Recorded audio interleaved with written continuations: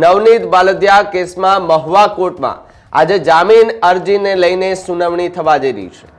8 આરોપીઓએ મૂકેલી રેગ્યુલર જામીન અરજી પર આજે સુનાવણી થવાની છે। રાજુ દેવાયત ભમ્માર અને વીરુ મધુ સૈડાએ અરજી કરી હતી, તો બીજી તરફ ઉત્તમ બામણિયા, આતુ ઓગળ ભમ્માર અને ભાવેશ છેલાણિયા છે તેમના દ્વારા અરજી કરવામાં આવી। તો બીજી તરફ વિરેન્દ્ર પરમાર, પંકજ મેર અને સતીશ વનારિયા જે છે તેમણે પણ અરજી કરી છે। ત્યારે બગદાણાના પાતુભાઈ ભાદરકાઈએ મહુવા એડિશનલ કોર્ટમાં આગોતરા જામીન જે છે તેની અરજી મૂકી છે। મહુવા કોર્ટે 8 આરોપીને જામીન મંજૂર કરે તેવી વાત કે પછી નહીં તો તેના પર સૌ કોઈની નજર છે।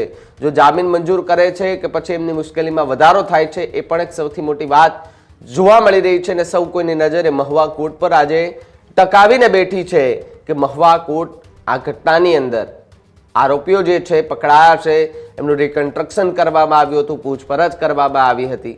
બગદાણા પોલીસે એ 8 અને એસઆઈટીએ કુલ 6 એમ 14 જેટલા આરોપીઓની ધરપકડ કરી છે। હાલમાં નવનીત બાલદિયાને મારવાના કેસમાં તમામ આરોપીઓ જે છે તે જેલની અંદર જોવા મળી રહ્યા છે, પરંતુ હવે કોર્ટની અંદર જે નિર્ણય લેવામાં આવશે, કોર્ટની અંદર ફેસલો કયા પ્રકારનો લેવામાં આવે છે, કારણ કે છેલ્લા કેટલાય દિવસોથી આપણે જોઈએ છે કે બગદાણાની બબાલ વચ્ચે જે આરોપીઓ પકડાઈ રહ્યા છે એમાં આરોપ પ્રતિ આરોપો જોવા મળી રહ્યા હતા। મુખ્ય આરોપીમાં નામ જે હતું જયરાજ આહિરનું, તેમનું નામ અને તેમના ઉપર કાર્યવાહી કરવા માટેનું વાત જે છે તે કોળી સમાજના આગેવાનો કરી રહ્યા હતા ને જયરાજ આહિર પણ અત્યારે જેલની અંદર જોવા મળી રહ્યા છે।